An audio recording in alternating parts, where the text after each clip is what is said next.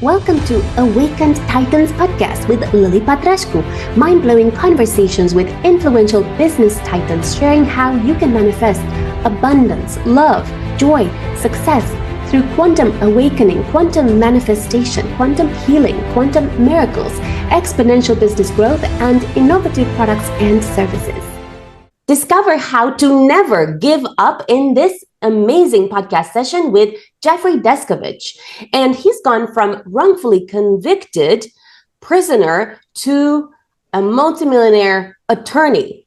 Now, what's amazing about Jeffrey is that he's a lawyer and he's the founder of the Jeffrey Descovich Foundation for Justice. And Jeffrey Descovich is the founder of the Jeffrey Descovich Foundation for Justice, which has freed 14 wrongfully convicted individuals and helped pass 9 laws. An advisory board member of the National Coalition Group. It could happen to you. Jeff sits on the Global Advisory Council of Restorative Justice International, and he is also the co-owner of the Recharge Beyond the Bars re-entry game, which facilitates formerly incarcerated people to reconnect with friends and family. And Jeff's motivation is he spent 16 years in prison from the age of 17 to 32 before being exonerated by DNA. A documentary short called Conviction about his life after exoneration is available on Amazon Prime. Now, the first question I have is, what is the secret to your success?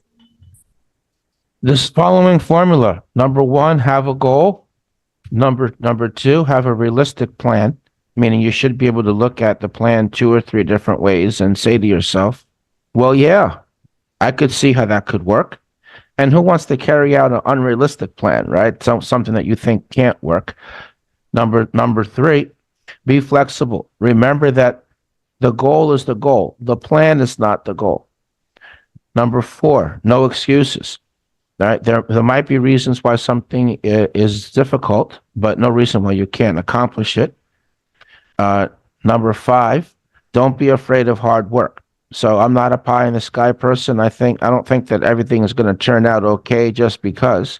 I instead think you have to work really, really hard and to put yourself in position for a miracle to then occur, or for a door to be open, or for the right person at the right time in the right way to show up.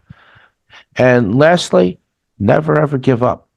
And when you can't go on anymore, just recognize that might be a key moment right there. You might have been on the verge of a breakthrough. But because you give up, it's not going to happen. So you have to keep going anyway, just to see what happens on the other side.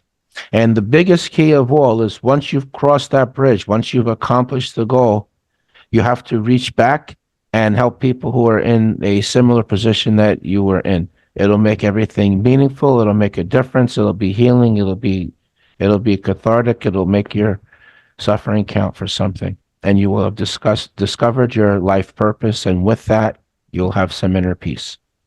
Wow. Thank you. And how did you survive prison? And how did you go from that to becoming an awakened titan? So how I survived prison. So like many things in life, many things are true at the same time. There's more than one reason. So belief in God was one thing. Second thing is I didn't focus on the 15 to life sentence I had. I just thought I just need to hold on for a year or two for the next appeal to be decided, which I was sure I was going to win because I was innocent and because I still believed in the system. I used to go to the law library to learn the law, so I would be in position to give ideas to the attorneys representing me. So I didn't trust attorneys to represent me anymore. So I wanted to be in position to be able to give some input. I used to study cases about other people who were exonerated. So who helped them? What route did they take? And another thing was I found things to throw myself into mentally. So I was determined not to turn my time in prison into a complete loss. I mean, it obviously was a big loss just by the fact of being there, but I wasn't going to compound that by wasting the time. So I took advantage of the educational opportunities that were there, got GED, got an associate's, completed another year towards completion of the bachelor's and then a degree. And then when funding was cut for college education for prisoners, I turned to the vocational trade. So I learned to type. I took general business, which pertains to various applications of the computer in the workforce setting. I did computer repair. I became a painter's helper. I completed the plumbing class. I took a course on how adults learn, and then I worked as a teacher's aide for a year and a half. And from 1998 to 2006, I read 3 or 4 books a week. And then, defense mechanisms that the mind create. So when I would play basketball or play ping pong or chess, I engaged in this elaborate self-delusion. I would pretend like if I was a professional player and so were the other people. And but it wasn't like kids fooling around on a playground. It was more that I needed to leave the prison for a couple of hours mentally, and that was what my mind came up with. And, the utilization of euphemisms, like I'm not going to my prison assignment in the morning or my prison assignment in the afternoon. I'm going to school or I'm going to work. And it's not the prison warden, it's the superintendent. When they allowed us to purchase televisions for in-cell usage in 1998, for the most part, my TV stayed off because I was doing legal work. I was writing letters looking for help, and I was reading the nonfiction books.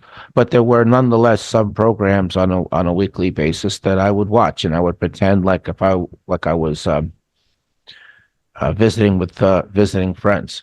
Then there was another prisoner there named Frank Sterling, who also was wrongfully imprisoned. And we used to get together once every 6 weeks, and half the conversation would be about how do we keep going morale-wise, and the second half of the conversation would be like a brainstorm session about, what's the next move to make, what's the next letter, what's the next legal thing to look at, and by the way, Frank ultimately was exonerated by DNA testing a couple of years after 18 years. So it's not that I was naively believing that he was innocent just because I happened to be. And lastly, there was a pen pal that got in contact with me in response to an ad that I placed in a newspaper, and he kept me going in that last year. I mean, I was kind of at the end of my rope, and I was openly asking the stranger that I didn't know from anywhere, like, should I just quit? Should I just give up? Should I just commit suicide? I'm never going to make it out of here. But he encouraged me to keep going. And that was the key also because, I ignored the suggestions that he made as far as tactics for me to do. I mean, he didn't really know what he was talking about on the legal side of things. But rather than throw out the baby with the bathwater, look, I just said to myself, I'm going to ignore these ideas. I'm going to look at what he's saying. If anything makes sense, I'll act on it. But in the event that these these off the wall ideas just don't make any sense, I'm going to ignore that and just focus in on the morale part of the letter, and our conversation. We would talk about things like sports and other topics. So all those things were keys to my surviving wrongful imprisonment. Thank you. And what I'm getting from what you're saying is that keep learning, stay positive, Yes. and make the most of a bad situation. Now, is there a blueprint for an entrepreneur to become an awakened titan like you? Absolutely. I gave the formula at the beginning of the podcast. So, your goal will be to be an awakened titan. So narrow that down more. What do you mean by that? What would your goal be? And enough for you to be really on top of the world, for you to have arrived, for you to have made it. What would that actually look like? What would it have been that you accomplished? And then you reverse engineer it. Well, what's the education? What's the training I'm going to need in order to do that? What is my plan? What are the steps that I'm going to take? And then really get after it. Like, work a lot. Work really, as a sports analogy. Leave it all out there on the field. Don't allow yourself to succumb to, I can't do it. This is too hard. You're on the verge of a breakthrough when that happens. You got to keep going, no matter what. Thank you so much. And how did you manage to stay positive despite the fact of being in a terribly negative environment, and also, with very violent, dangerous people? So I avoided distractions, meaning, so, I didn't get involved in prison politics. I minded my business. I limited my associations, the people I did talk to. I kept it several arms length. I didn't need to bring anyone into my business, so to speak. I would keep it very surface level, and that would be after studying people for, a couple of months. So, and then in addition to that, you know, I knew that nobody was coming to my rescue.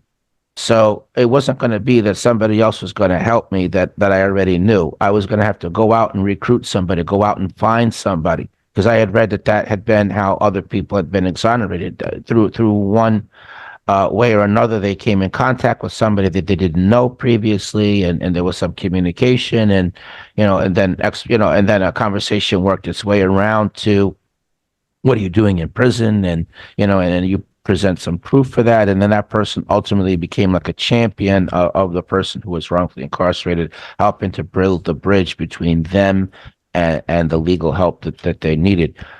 So in order to recruit somebody, I knew that I was going to have to hold my mind together. I didn't have the luxury of losing my mind. I didn't have the luxury of giving in to, thoughts of hopelessness, helplessness, thoughts of giving up, suicidal ideation. So, because if I did, I would have never made it. So if I was to just translate that to the generality, moving out from my specific, but to the generality of, becoming a Titan, it would be, don't get distracted. Have your single-minded focus, and then I would keep looking for people that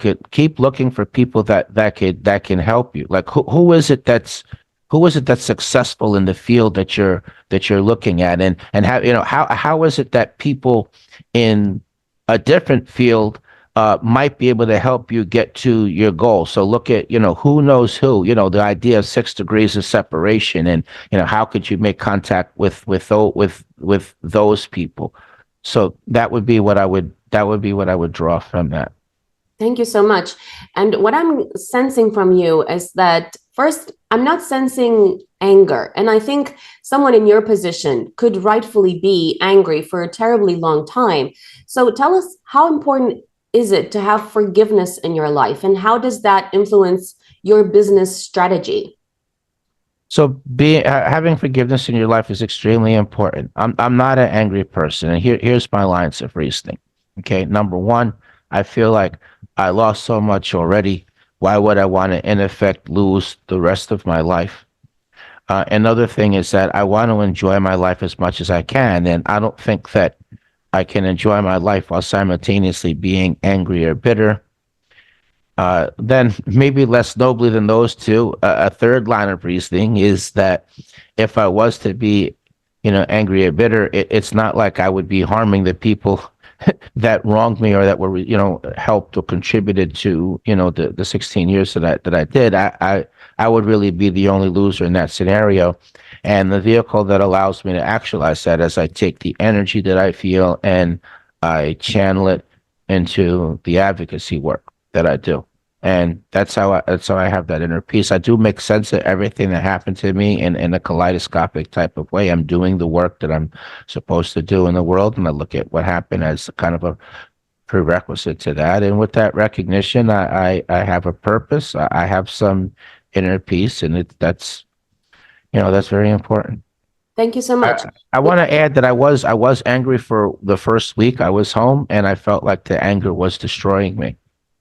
And so that was another reason why I switched and, thought about it some more, and all those lines of reasoning Thank you occurred. so much. And I'm sensing that somehow you managed to turn your anger into justice and into love and into helping thousands of people with your attorney work. Am I right in saying that? Yeah, you're right. I mean, not thousands. I mean, that part's a little more, but your overall is correct. So I'll put some color to that.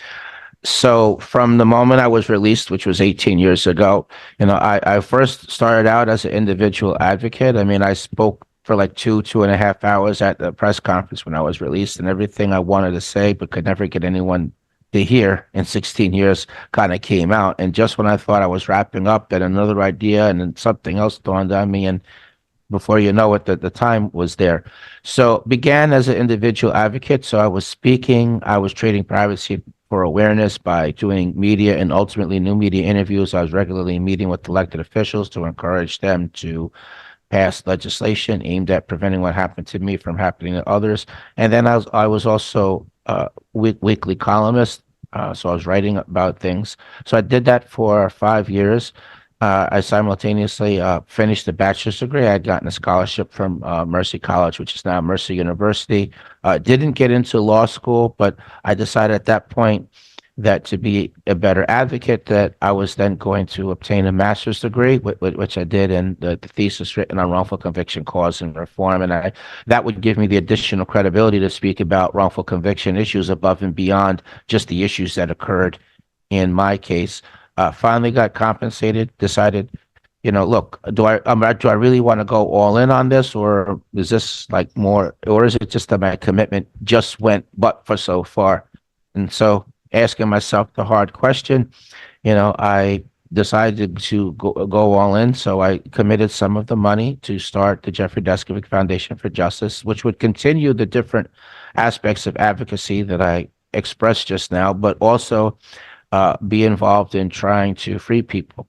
Up until that point, I was really only able to help on the edges, nibble on the edges in terms of helping people regain their freedom. So I could write about their case. I could show up in the courtroom for the visual effect on the judge. Oh, Descovic's here. We know what his story is. If he's supporting this person, then maybe there's something to this innocence claim. Let me look at this a little bit more. I could do grassroots tactics like help to pack the courtroom. I could allow my name to be utilized in a press release to get more media attention so that the case is not, the judge would be aware that, it's going to be a little bit harder to sweep this one under the rug. The media is watching. So I could do those things. But that is kind of nibbling on the edges. I wanted to be more directly involved, hence starting the organization. And to this point, we've helped to free 14 people. We helped pass 3 laws and another 6 as part of the It Could Happen to You coalition. And at some point, I became not satisfied with sitting in the front row of the courtroom. I wanted to be able to sit at the defense table. I wanted to be able to represent some of the clients and be able to make some of the arguments. Hence, a second attempt to get into law school, which I got in the second time and I became an attorney. So at present, we have 13 active cases, and we're working on policy work in New York, Pennsylvania, and California. I do want to quickly mention a specific in Pennsylvania, which is a border state to New York. It's one of 12 states that does not compensate exoneree. So if everything that had happened to me happened in Pennsylvania, and then I was exonerated, the state wouldn't have had to give me any compensation at all. And, financial compensation is very important in terms of it's an important tool. I mean, no amount of money is worth what happened.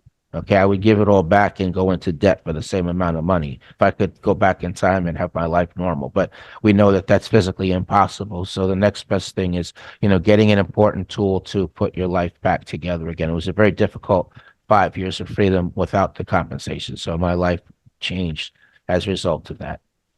Thank you so much.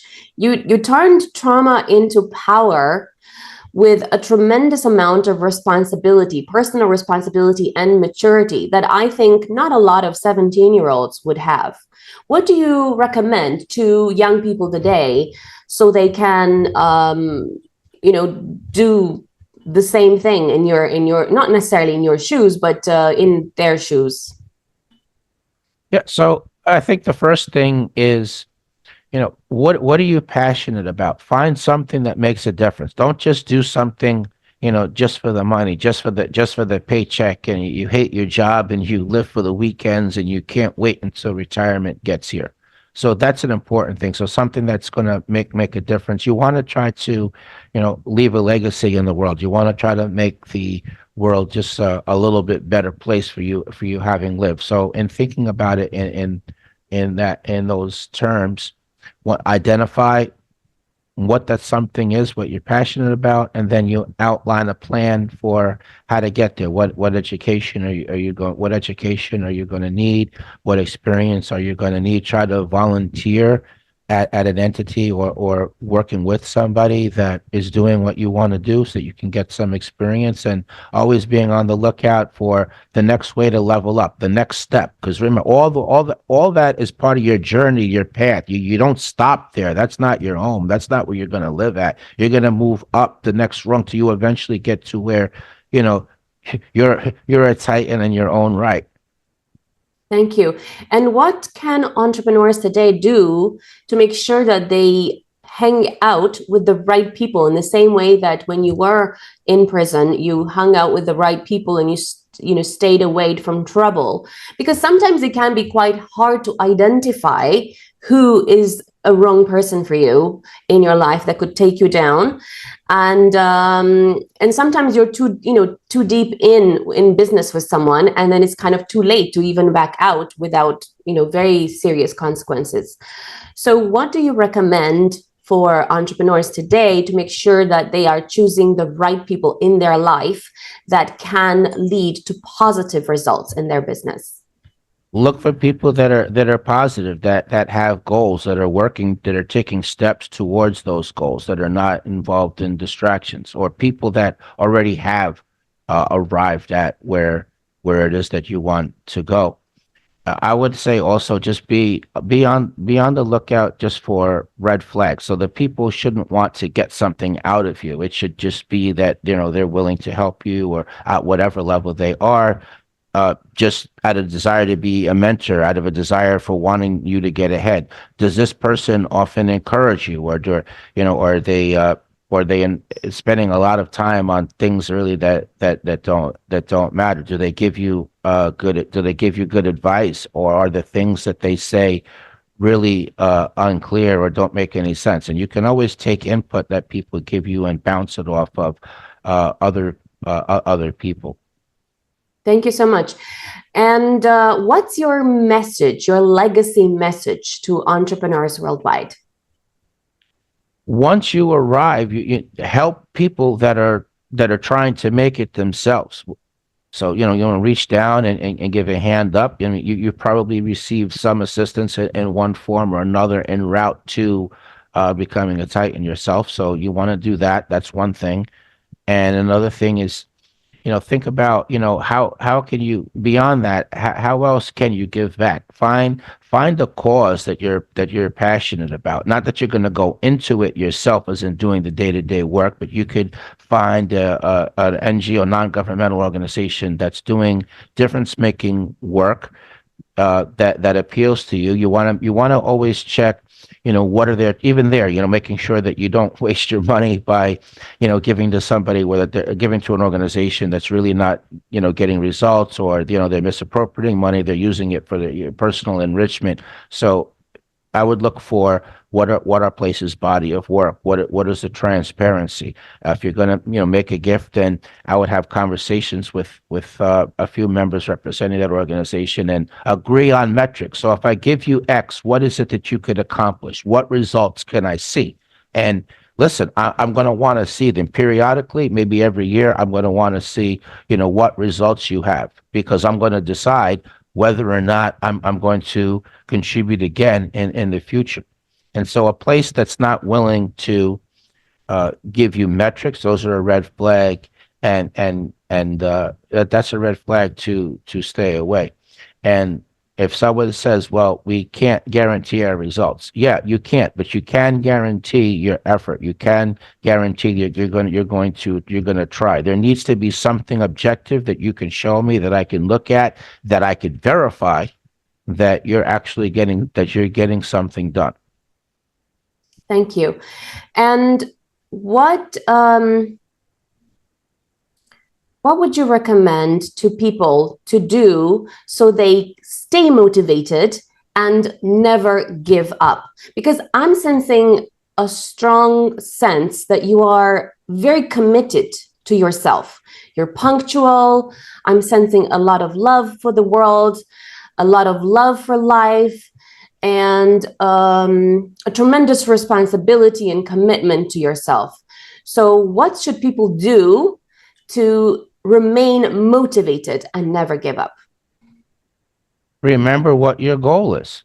and your goal should be the first, second, third, and last important thing on your hierarchy of priorities in your life.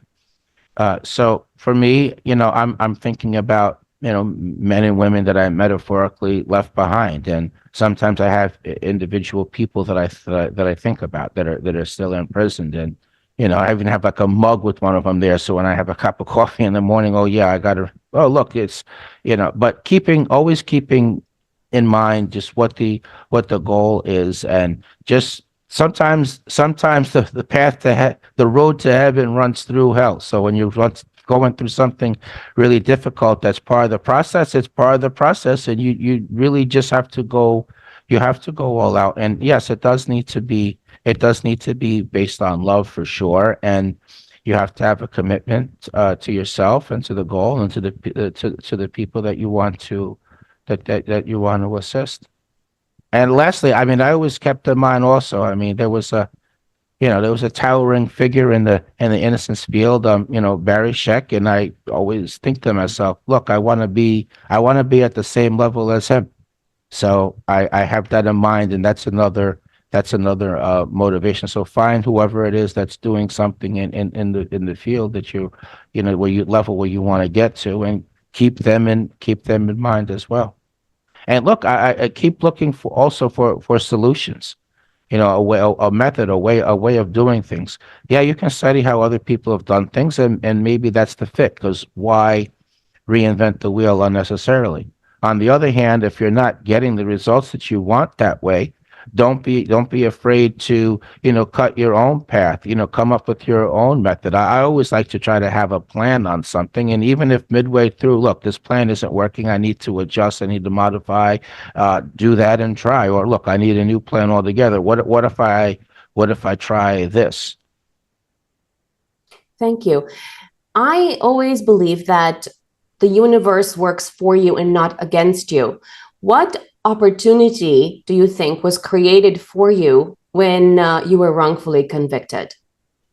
The opportunity to be an attorney and to be an advocate and to have a nonprofit organization, that frees people who are wrongfully imprisoned, and work on the preventative side, policy work, which is aiming to prevent those injustices from happening in the first place. I think that finding purpose in the world is important, and you look at what your particular life circumstances are, and a lot of times you can find your purpose connected to something that you've experienced. Thank you. So, any last word for the audience to remember to never give up? Just that, never give up. And remember, once you make it, you want to reach back, help somebody that's trying to get to where you are, and look for a nonprofit organization as well that's doing difference making work with a track record, with metrics. And you can't take money with you, right? So you should use the money. Money's not everything, but it is an important tool. It gives you freedom, it gives you options, it gives you the ability to make a difference. So you should look for some charitable work, a charitable organization, and just give a percentage. I'm not saying give everything away. I'm saying just give some amount that is not really not going to make a difference to you, but is going to make a big difference in that. I mean, my ultimate goal, for example, is to have a chapter of the Jeffrey Deskovic Foundation for Justice in each state and ultimately in each country, because I really see wrongful conviction as a worldwide issue. In countries where we're really not hearing about wrongful conviction, it's not that the injustices aren't happening, it's that nobody's being exonerated. But all of that expansion is going to be when the public financial support allows that to be a reality. Imagine, for example, if 25,000 people were willing to contribute $3 to $5 a month on a recurring monthly basis.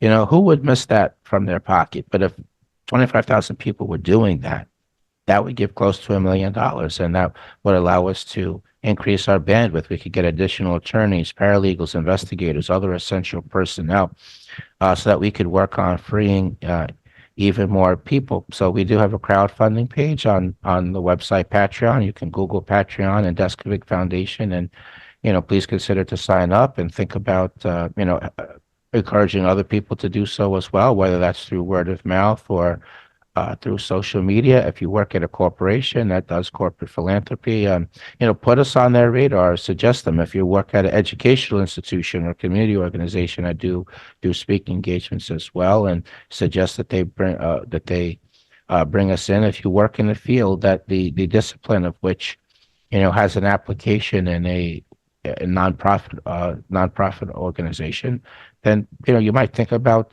doing a little bit of volunteer work on the side. So it's a big cause. We do need all hands on deck. We do need to increase our capacity. So I did mention we have 13 active cases, but we have another 5 that are approved but are just waiting. And we do want to be able to ultimately go into other states and other countries. So we need help. This is more than what I can just do on my own. I mean, I do have a team around me, but we still need a lot of help. We're averaging maybe 15 to 25 new requests for help each month, and we're not able to increase our caseload in that. But look, I believe that I will come across people, and there will be doors that are open. I just got to keep it, that'll allow me to ultimately get there. I just got to not give up. I got to work hard. I got to not allow myself to have any excuses, and I got to just keep going no matter what. So never give up. You've heard Jeffrey. Those of you listening, the path to greatness starts with a personal commitment to yourself. It starts with a decision that you won't give up. And it starts with a decision that you're going to keep going and stay motivated regardless of what happens to you. Stay tuned for the next episode. Follow us for more interviews with world's most influential business titans, providing you with the insights to awaken to your full potential, so you can get paid to be yourself, find true happiness, and manifest anything you desire.